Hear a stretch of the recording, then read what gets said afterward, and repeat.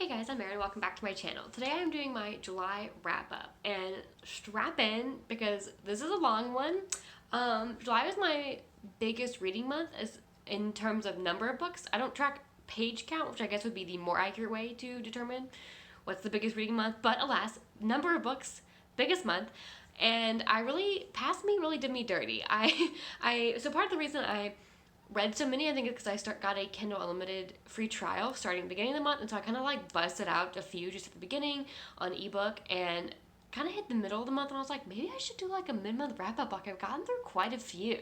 This is gonna add up, but I started to peter off a little bit at that point, and also I was on vacation kind of right around when I might have wanted to film that to actually get it posted in the middle of the month, which, let's not talk about when I'm filming the end of the month wrap-up versus the actual one of the month, but anyways, and I decided not to do that, and I'm regretting that because now I have a lot. I also, in thinking about that, was like, maybe I should start doing that moving forward, just doing mid-months every month, even if it's not like a super booming month, just so I can talk about fewer books in the same amount of time, a little bit more. And here we are filming my June wrap-up at the time in which I would film a July mid-month if I were going to, so definitely not happening in July if I decide to do that. But yeah, anyways, getting started. So in the month of June, I read 21 books and I DNF'd 2, and I read, of the 21 I finished, 9 were romance, 7 were fantasy, 3 were sci-fi, 1 was nonfiction, get a little spicy there, and 1 was a mystery thriller, and then I had an average rating of a 4.1.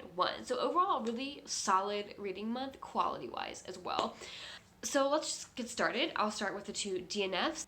Okay, so the first book I DNF'd was Whiteout by Adriana. This was one I had my eye on for a while, and then I saw it was on KU, and so with my free trial I decided to give it a shot, and unfortunately, obviously I didn't like it that much because I DNF'd it. I only made it about 20 or 25% in, and so this is a romantic suspense book, and it follows 2 people who are working at a research station in Antarctica when their research station gets attacked, and they end up on the run to try and make it to the next nearest research station, like 70 miles away or something long like that, to get help because they are kind of on the run from these attackers, and they don't really have communications or anything at theirs because they kind of got sabotaged. And that's about as far as I made it plot-wise. And I think I stopped right after they like started to head out on their trek, and I stopped it because I was just kind of bored. I hadn't made it very far, but I wasn't really picking up the romance yet, which could be okay. I definitely read books where the romance starts a little bit later, they're still good, but the thrilling aspect of it, I was just bored by. Like, I don't know, there wasn't a romance to have hooked me yet, and the rest of it hadn't hooked me enough to keep going to get to the romance part, so I just put it down and moved on. So that was unfortunate because I was looking forward to that one. And then the other one I DNF'd, I'm going to talk about this in tandem with another book that I didn't DNF because they're in the same series, and those books are Glint and Gleam by Raven Kennedy, which are the second and third books in the Plated Prisoners series. So I finished Glint, the second book, and then I DNF'd Gleam, and I figured it'd be weird to talk about book 3 before book 2, so I'm just going to talk about them together here. So Glint was actually a 4-star book for me. It improved a lot on the first one.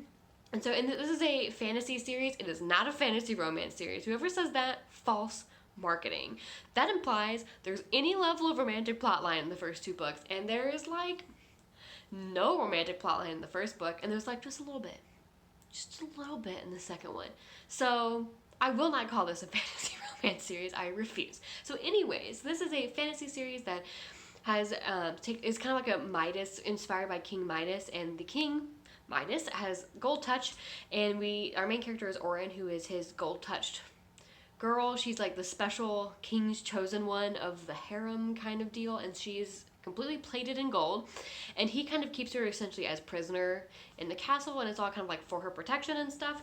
And yeah, that's the setup anyways. And so she's trying to like escape that. She kind of finally wisens up that this isn't a good way to be living, because she's kind of fine with it at the beginning of the book. She's like major Stockholm syndrome. So anyways, I liked the second book pretty well. I liked it better than the first. I think what made me like it more was King Midas wasn't really in the second book, and I hate reading him on page. Like, not even like a good villain and you like to hate him. I just hated him.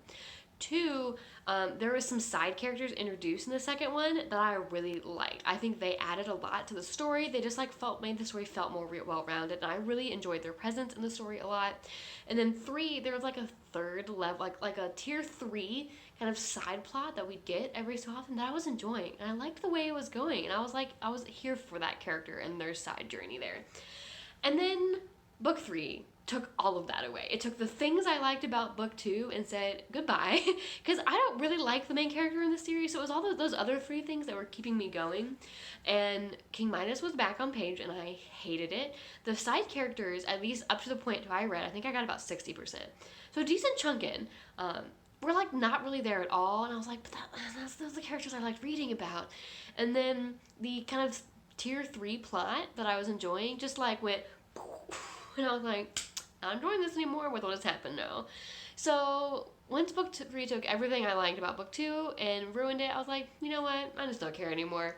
The romance did step up a little bit in book 3, and I do kind of like the romance. Like, I liked the male love interest, and I kind of enjoyed their romance. It definitely had some tension, but it was just like not very on page, so it alone was not enough to keep me reading. So I DNF'd it.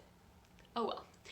Okay, moving on, I have 2 rereads that I'm going to talk about separately from the rest of my reads. The first of them is The Son of Neptune by Riordan. And so this is the second book in the Heroes of Olympus series, which is the sequel series to the Percy Jackson series. And this takes place after the events of that series. And the one thing I did when reading this one, regret, was not at least reading like a good summary of the Percy Jackson series, because I've read them, but it's been a long time. And this one definitely references people and events in those that I'm like, I can tell they're saying this in a way that they expect the reader to know what event this is referencing, and I do not. So I did a little bit of light, like, wiki Googling during this one, but overall, I still really enjoyed this reading experience. This is just like a fun series. Like Rick Riordan books just do it for me. Like, they're like middle grade. Oh, this one's kind of more like a younger YA, I guess, because they're all older in this book. They're just fun, and I just have a good time. This one is following Percy as he regains his memory. In book 1, we followed new character Jason as he regained his memory, so now we're back with Percy as he is regaining his memories, and we are introduced to a new trio of new squad characters, I guess. There's 2 more characters that we meet in this book, and I'm really excited for the third one, when presumably the kind of Son of Neptune squad and the... oh, frick, what's the first one called? The Lost Hero squad, like, band together to be one big demigod squad and go like that, because that'll be a great time, and I'm excited for the reunion that we will get in that one. So yeah, definitely had a fun time. I'm talking about this one and the other one separately from my other reads, because I don't know how to rate these, because a lot of my enjoyment, so I did genuinely enjoy this one, but a lot of it too is so tied to nostalgia that I'm like, I don't know, like, I rated it 5 stars, so I'm like, kind of feels like 5 stars just because that's how I always like remembered it, but like, do I currently feel it's 5 stars? I don't know, but also I'm not the current audience for it, so I don't know. So I'm not gonna give a current rating on this, but it was a 5-star read originally.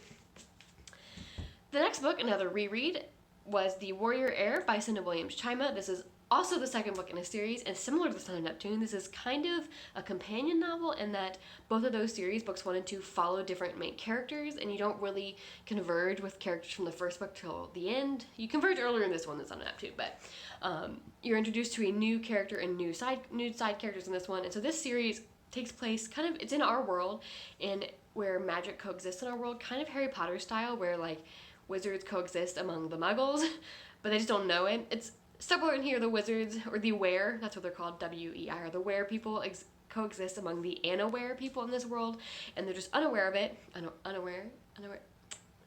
And so this one, the Were is composed of wizards and sorcerers and enchanters and warriors, and this one follows Seth, who is a wizard, and he is trying to find like training because he's like aware of the fact he's a wizard, but he doesn't have anyone to train him because he was under the protection of a guardian who was she was a sorceress, and she kind of gave him a little bit of guidance, but she wasn't really there to train him, and so he's trying to find training. He ends up at this boarding school with a headmaster who he thinks is going to be able to train him, who's a wizard, and ends up being like kind of an abusive POS, and kind of him getting out of that, and then him meeting up with characters from the first book and kind of furthering the overall kind of world plot of this world, and a lot of the fallout of the end of the first book comes into play in the second half of this book. So, like the first one, this was a 5-star book when I originally read it. I don't know if I would rate it 5 stars if I read it originally, like for the first time now, but I had so many like nostalgia feels tied to it that made me enjoy it more than I think it would have been a first time read. So, kind of similar to the first one, I don't really know how to give it like a fresh rating, but it was a 5-star rating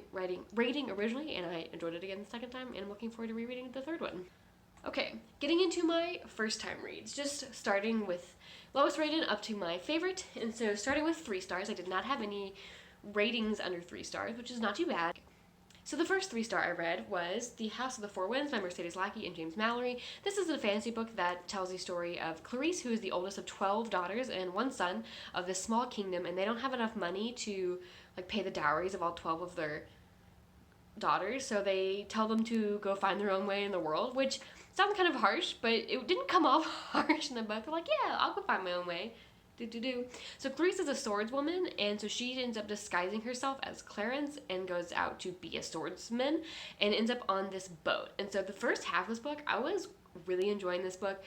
There's this young adult historical fiction series that I used to love called the Jackie Faber series by L.A. Meyer that was all about a girl who disguised herself as a boy on a ship and her adventures on ships and being a pirate later in the series. And this really scratched the itch that series left in my heart that I have never really quite felt like have not quite filled since that series. And so I was really enjoying it. It was just kind of like a swashbuckling fun adventure.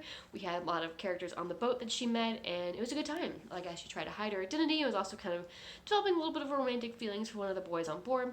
I enjoyed it. And then it took a little bit of a turn. In the second half, we introduced the sorceress character, who is mentioned on the back, so like it wasn't like a surprise this character was introduced, but just like the direction switch of just like a straight up swashbuckling boat adventure to more of a villainess with kind of like a magic related quest. I was like, I just didn't enjoy the turn. I was like, I have to go back to the swashbuckling. So it ended up being a 3-star because I just wasn't as into the end of it. The next 3-star was A Scot in the Dark by Sarah MacLean. This is an adult historical romance, and this follows Lillian, who is a lady, but she's not like from a titled family, and she is kind of the jewel of the ton, and she ends up getting a scandal when she poses for a nude portrait that she thought the artist was just painting to keep for himself, when they kind of had a fling at the time, and then it ends up that he is going to reveal it as like the like cornerstone exhibit of his art exhibit, and that's pretty scandalous because, you know, it's a nude portrait. And so she once this scandal comes out, the Duke, who she is the ward of, gets alerted and comes to save her. And so now this Duke has only been her ward for about 5 years because she was left in the wardom of this dukedom, and then 5 years ago they went through like 17 dukes in like 2 weeks because everyone kept dying randomly until landing on this guy who's Scottish, who she's never met. And all of a sudden, he's this duke of an English dukedom and that he doesn't want, and this ward that he doesn't want to deal with. And so he ends up in London trying to help her get out of her scrape, and then they end up falling in love.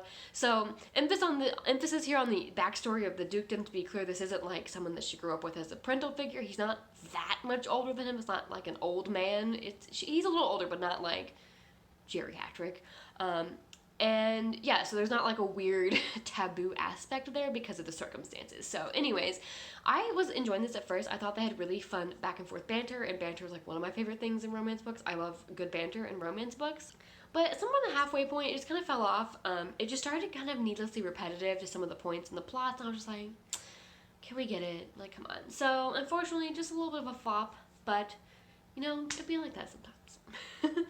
Next, I read The Forgotten Beasts of Eld by Patricia A. McKillip. So this is a classic fantasy that's it's a original fairy tale, I guess I would describe it as. It reads like a fairy tale, but it's, whenever this was published was when this was first published, not like a retelling or anything like that.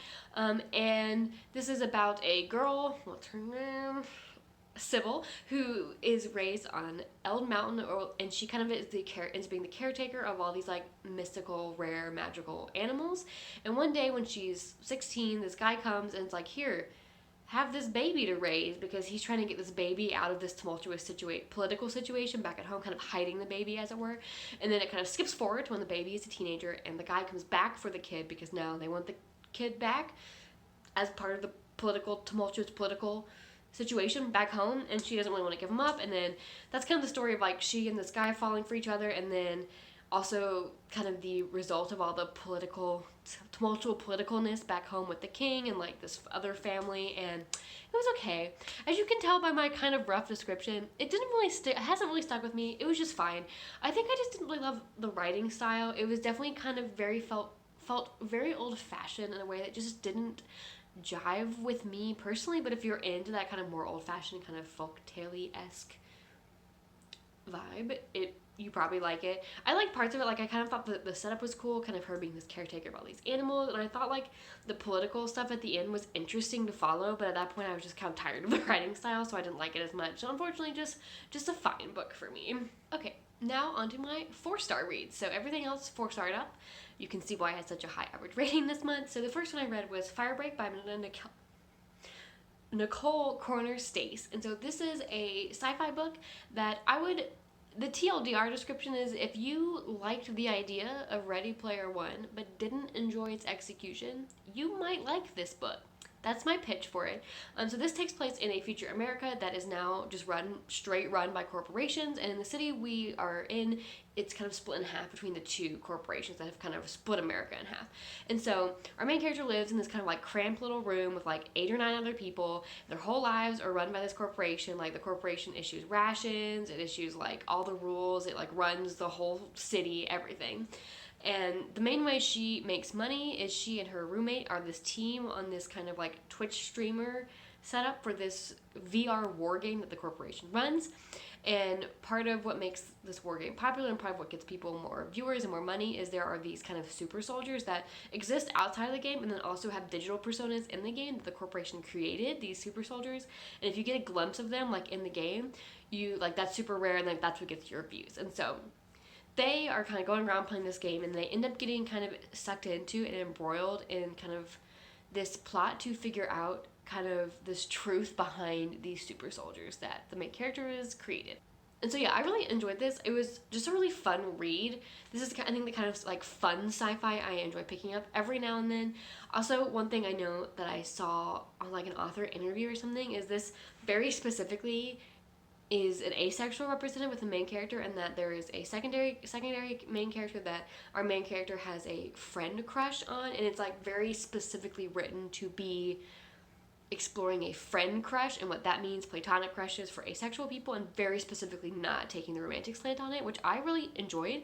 I thought it was definitely different because I've definitely seen like platonic relationships in books, obviously, but I've never seen one like portrayed as specifically like a platonic crush. So I enjoyed that aspect of it as well, and I just thought it was fun. And so I think, yeah, if you're into the kind of concept that Ready Player One was, then you should definitely check this out. Whether or not you enjoy I think even if you did enjoy Ready Player One, you still might enjoy this. But if you didn't enjoy Ready Player One, you might enjoy this as well. So.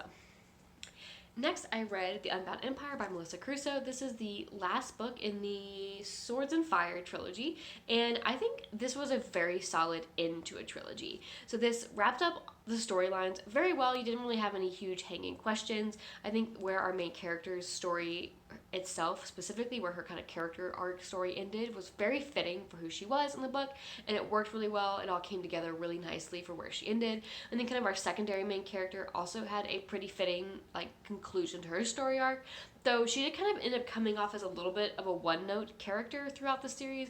And I'm not someone who like needs character depth in everything I read, but this one felt, I don't know, her lack of character development like stuck out a little bit by the end of this book in a way that it doesn't usually to me, who doesn't usually mind when there's like not a ton of character development. So that was a little bit of a bummer. And then my main complaint from the second book was I thought the love triangle was done poorly, and I think the love triangle aspect of this one was actually handled much better in this one.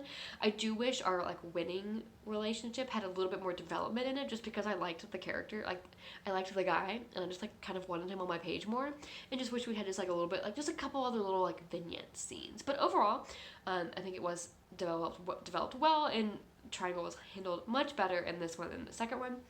And yeah, I just think this is like a really solid, just like kind of fun little trilogy.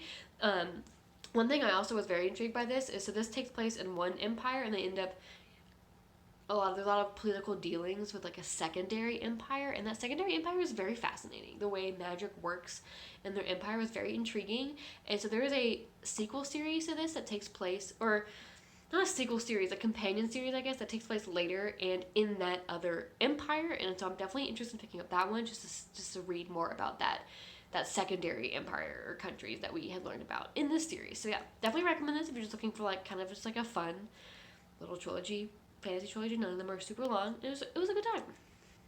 Next, I read Wicked Beauty by Katee Robert. So this is the third book in the Dark Olympus series. And so in this one, there is a spot open in the Olympians, like the head Olympians, to be the new, I think it's the new Ares.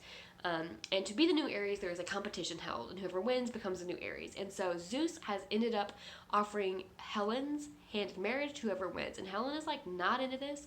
She did not know that was going to happen. She was not down for it. So she ends up entering herself into the competition so that she can win instead. And so she's competing with and kind of ends up becoming friends with Patroclus and Achilles, who are kind of competing as a team together to support one of them supporting the other to win. And the three of them end up kind of allies as such in this, and they end up being a throuple, and that's the main couple of this book. So first off, of the three Dark Olympus books, this one has easily the most interesting non-romantic plot. Like, I enjoyed the other two. I didn't necessarily need their non-romance plots to be super intriguing, but this one, I really liked the non-romance plot in this one, but that's partially because I am a sucker for competition stories, so like, I really loved that part of it.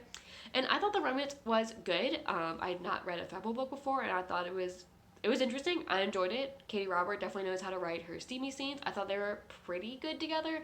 Not my favorite couple, or throuple, that I've read either. I think Neal and Guys is still definitely my favorite of the series, but I enjoyed them even if I didn't absolutely fall in love with their relationship, but it was definitely well written, and I am definitely excited to read the next one whenever it comes out. Next, I read Under One Roof by Ali Hazelwood. This is the first of her novellas that she's coming out with this year, and so it is hard pressed for me to like love 5-star love a novella just to start that. So this was a 4-star, which is generally the highest I end up giving novellas. But I enjoyed it. I thought it was cute. I liked the main characters together. I liked watching them interact. I liked the kind of way the narrative was structured, where we got a scene and then it was like 2 months earlier. And I don't know. I like the way that worked with this novella. I did find that the ending was very abrupt. It was like they were together and then done. It was like no breathing room at all after like them getting together. And so I just need like another chapter. Like, I wasn't asking for it. Didn't even need to be like a full-length book to still have accomplished this, but I just needed like one more chapter, a breathing room after that ending, because it was just like all of a sudden over. So yeah, this was definitely fun, and I'm looking forward to reading her other 2 novellas as well. Next, I read A Lady for a Duke by Alexis Hall, and this is a historical romance, and this is starring a trans character, and so I don't know of any other historicals that have trans characters in them. I think there are. I've heard of some contemporaries, but this is the first romance book I've read with a trans character of any subgenre.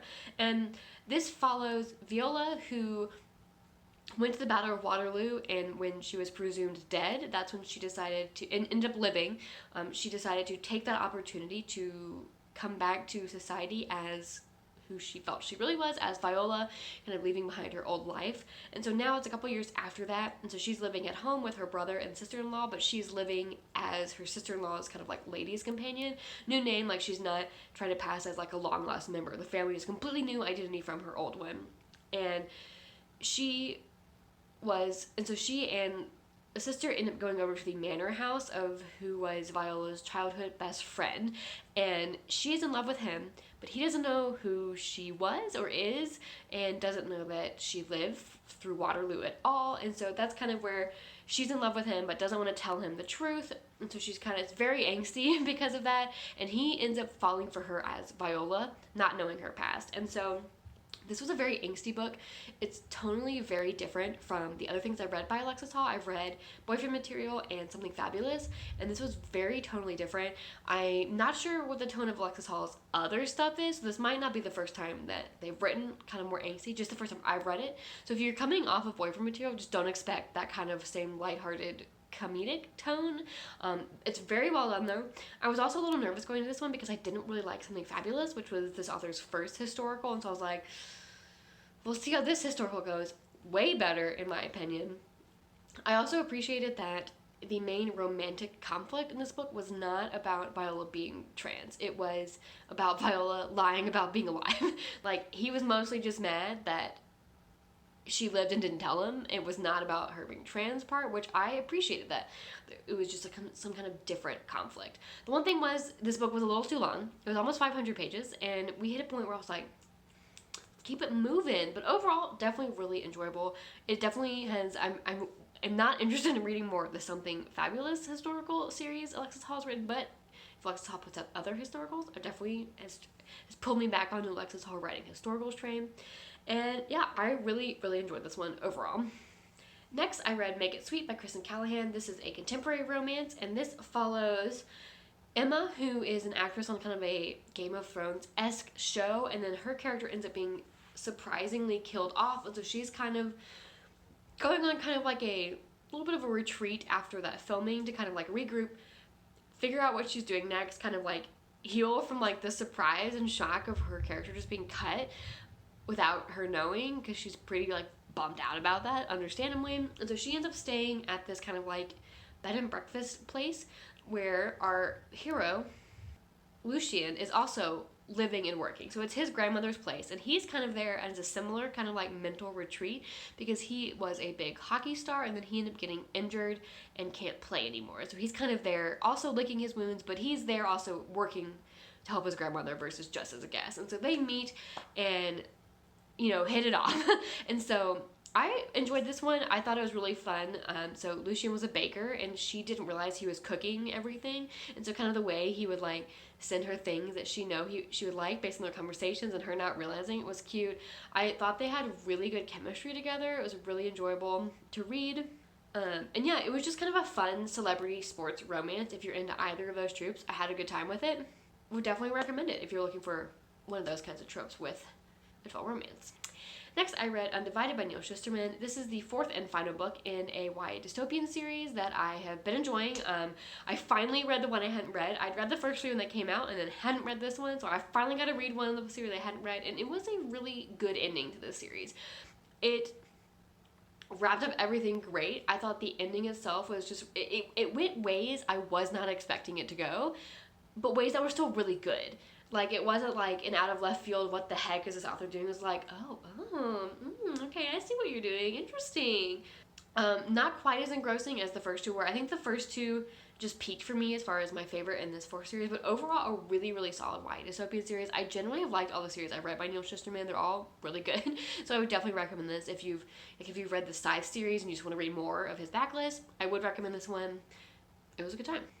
Next, I read To Be Taught Unfortunate by Becky Chambers. This was my first Becky Chambers read, and from what I've been told after reading, this is actually her like least cozy and uplifting book of what she's written. So definitely interested in reading more of what she's written after this one. But so this one is a little standalone novella of this group of scientists who are on this ship to like explore the outer planet. They have 4 planets they're supposed to go to and kind of just like collect general science-y data. You can tell I really know what I'm talking about with that kind of science, but like samples and like observations and stuff, and send them back to Earth to see if like the planet's like habitable or stuff or anything. And so she did a really good job in this book, I thought, of seamlessly mixing like moments of hard science where they talk about the kind of science things they were doing, collecting, observing, or whatever on each planet, and mixing it seamlessly with these like cozier, just slice of life moments. So it didn't go too hard into the hard stuff or too far away from it either. It was like a very nice balance for me, because I don't mind having some hard sci-fi and stuff, but I'm not like a super hard sci-fi reader either. I like a balance. I think she did that well. I do wish we'd had a little less of the inner monologues of our narrator.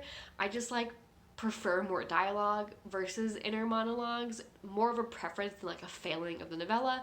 And also, she also ended up taking a type of ending that I don't like, and she pulled it off in a way that I didn't mind, which I was like, I won't say I loved the ending, because I still don't love this type of ending, being a little vague on purpose, but I didn't mind it. I thought she pulled it off well enough. Like, it was like, this is like the most positive I will ever think of this type of ending. So like, kudos for that. And then also, for a novella, I think this was one of the more appropriately like linked, like the idea that was told in this novella was appropriate for a novella length. Like, it didn't feel like a drawn out short story or like a story that really needed to be a full novel to properly flesh out. It could have been a full novel, but it didn't need to be. So good work with that too. Next, I have what is evidently an unpopular opinion, and that is Hyde by Kirsten White, which I gave 4 stars. I feel like I've only seen people who dislike this book, but I thought it was fun. So this is Kirsten White's adult debut. I've read Kirsten White before, but like a long time ago, like back with her first series, the Paranormality series, back in like 2011. I had not read anything from her in a while. But this one sounded fun, so I thought I'd pick it up, try out the author again. And so this takes place in an old abandoned amusement park, and it's pretty much like a horror thriller version of hide and seek with like the Minotaur kind of mixed together as an idea. And we have 14 main characters who've all been taken in to this hide and seek game because they're told the last one standing wins a bunch of money, and they'll have their reasons for wanting to do this, whether it's for the money, for like the clout, for their, you know, Instagrams or whatever. And, you know, I had a good time. One main complaint I've seen with this one is this is her adult debut, but people say all the characters still read like teenagers. And, like, here's the thing. I don't disagree with that. I just didn't, like, care. Like, it didn't inhibit my reading experience. I think that's the thing with me is with thrillers, I just want, like, a fun plot. And if I'm getting a fun plot, like, all those other complaints just don't bother me, specifically mystery thrillers, if I'm hooked to the plot, which I was. So they definitely do read like teenagers, but it just didn't bother me at all. I still had a good time with it. One of the other things I think I've seen people complain about is the rapid head switching, which again happens, but something about the rapid head switching like upped the like feeling of the book to me. Like it made it, something about it just like heightened my tension in reading it, and I enjoyed that personally. But I understand that why people would not like. I get it conceptually why like rapid head point of view switching would not work with everyone. So yeah, I had a good time to it. Next, I read an arc of Dream On by Angie Hockman. This has come out by the time I posted this video, but I did read it before it came out, staying on top of those arcs. So this is an adult contemporary romance. So this is about Cass, who gets hit in a car accident and she wakes up from a coma, and while she's in her coma she dreams of her boyfriend, and when she wakes up she learns she doesn't have a boyfriend. Her friends and family have no idea who this person is, and they think she just made him up in like her dreams. And then a year later she meets him, and so I had a good time with this book. About 30% in, I realized there was part of this book that was going in a different way than I thought it was, and at first I was like, and then I was like, oh no, okay, I like where this is going. This is a good change. This is a good one. And so I won't give more details there because I enjoyed organically coming across this change and not knowing that it was going to happen when I started the book. But overall, it was a fun time. This is definitely one that if you are not down to just accept a bonkers romance setup, don't read it. You just have to accept the premise, or it's gonna ruin it for you. Like if you're spending the whole time being like, this doesn't make sense, how would she just make up this real person? How would she know about it? You just have to accept it, and if you can't, that's fine, but don't read this one. Like skip this one. But I thought it was fun. I like kind of ridiculous romance setups. That's kind of what makes romance fun sometimes, is like kind of the bonkers setups you have. And so yeah, this was very fun. It was a very sweet romance. I really loved the main couple together. I did think the way some of the ending wrapped up was very odd. Like there was this one trope that I thought was going to happen with the like evil ex-girlfriend trope, and it didn't like resolve the way I expected based on the way it was set up, which was good because it didn't end up being that trope, but also what it ended up being was weird, and I didn't like it either. So like you could have just left that whole character out, or like changed it pretty significantly to not do the two things it did. I don't know. It was weird. I didn't enjoy it, but overall did not ruin the book for me, and I did enjoy it. Okay, and now we are to my 5-star reads, and I had 5 stars in June. So 3 of these were like right at the beginning too, so I really started off strong again. So the first one was Culty by Mariana Zapata. Oh my god, I freaking love this book. Oh my god, it was so good. So this is a sports contemporary romance about Sal, who is a professional women's soccer player, and she plays for a team in Texas in the like WMLS or whatever it's called. I don't really know anything about women's soccer, but so a new season starting, and they have a new coach coming named Culty, and so Culty is kind of like an iconic, like a retired iconic player, and she used to idolize him when she was growing up as a player, and now he's this coach, and he ends up being like just like a total grump all the time, and their slow burn romance is so good. What really helped, I think, in me loving this book was that I spent the entire book picturing Culty as Roy Kent from Ted Lasso. Because here's the thing, there's similar personality traits between them. Like they have some similarities in their backstory, they have some similarities in their personality traits. he was just Roy Kent in my head, and that definitely enhanced my enjoyment because I love Roy Kent. But yeah, this was definitely amazing. Like, I'm just like, I loved it. It was so good. Slow burn was so good. So like when I read A Lady for a Duke, it was almost 500 pages, and that was too long. This book was almost 600 pages, and it was not too long. Adriana Zapata knows how to execute a long ass slow burn. So good. Yeah, I love this so much. Next, I read the book that everyone's reading, and that was Legends and Lattes by Travis Baldree. And this was a great time, honestly. I tried not to have expectations too high because I didn't want to be disappointed, but it was just great. Like, I play D&D, and this very much felt like an epilogue to a D&D campaign. Like, our last campaign, we all did little character epilogues, like, what does your character do post-campaign? And this just felt like it could have been one of those, and I just really enjoyed it. It was just so fun.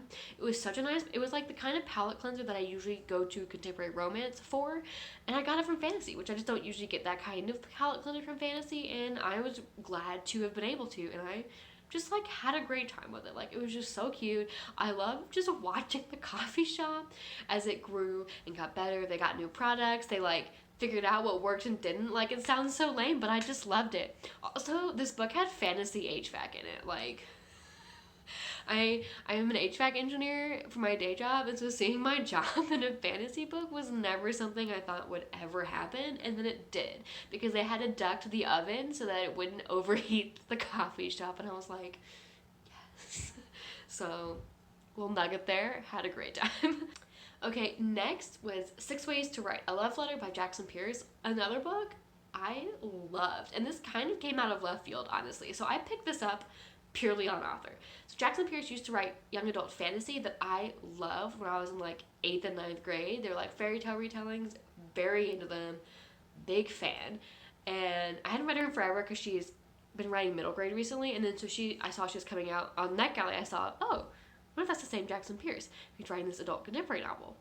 I'll request it, see what she's up to, see how good it does. But like having a switch from young adult to adult and fantasy to romance could have been risky, but I loved this book.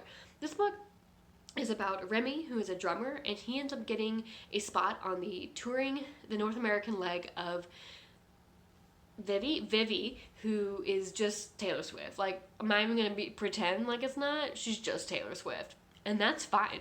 And she's kind of like, icy's not the right word, but she kind of keeps a distance from her staff because she's like this huge celebrity, and she tries to keep her kind of life private, and she's wary of like leaks happening or people telling the media stuff, so she kind of just ends up keeping her distance. So most of the like band and everything kind of think of her kind of as like an ice queen, and she and Remy end up getting stuck on a bus for one leg together. They kind of end up on the wrong bus together, and they connect while they're on that bus, and I just loved their connection. I loved their romance. Part of what I liked about it too was the incorporation of songwriting in it. So like, I'm big into music. I'm not a songwriter, but I like listening to music. I like listening to music for their lyrics a lot of the time. I play music, I just don't songwrite. And so I just really loved that aspect of it, and just like the way you could see their relationship kind of growing through the changing lyrics of this song that they were working on together. It was so good. So yeah, I could just like sing praises. I will say this book wasn't without flaws. I just loved it so much that I didn't care about it. And the like grovel at the end, they like kind of both grovel to each other, and they were both so good. I love them so much. Oh my gosh. Anyways, so yeah, this is definitely gonna make my favorite romance of the year. It's so good. Almost done. We got 2 more left. So the next one is a nonfiction, and that was Bad Blood by John Carreyrou. This is the whole story of Theranos and Elizabeth Holmes, and when I tell you, this whole year so far, I've been like obsessed with the story of Theranos and Elizabeth Holmes. I've listened to the podcast on it. I read the Wikipedia article on it. I've watched the whole Hulu show about it. And now this. I'm just like freaking obsessed with the story. And so I just love this book. It was like, I originally wasn't going to pick it up because I was like, I've gotten the whole story at this point. But I hadn't. If you've only seen the show, The Dropout, or listened to the podcast, this has more info. Like, if you're interested in like learning more, this has more. And I just had a great time reading it. It's just so fascinating to me, like so fascinating. So I loved it. Okay, and the last book I read was Part of Your World by Abby Jimenez. I love this book. This is definitely her best. I've read all 4 she's put out, and this is easily her best book of the 4 by far. And so this follows Alexis, who is this kind of rich city girl. She's an ER doctor, and she ends up broke down in this little tiny town. And she meets Daniel, who's kind of a local carpenter in Airbnb, and they kind of have this like one night together, and then she like goes back home, and then they like can't stop thinking about each other. And so they end up striking up a relationship so they end up striking up this relationship kind of long distance. So she'll like visit him on some weekends, and then as they grow together, I just like loved their relationship. And then a lot of the kind of conflict in this book comes from kind of the outside pressure of her family, who views her as a disappointment because she's only an ER surgeon or ER doctor and not like a brain surgeon. She has a lot of pressure from that. She has a lot of pressure too of kind of like realizing that Daniel wouldn't fit in with like her friends because they're all kind of snobby, and so she kind of comes to this realization of like realizing just like how snobby they are, and like being like, do I really want to be around these people? But so yeah, anyways, I loved this book.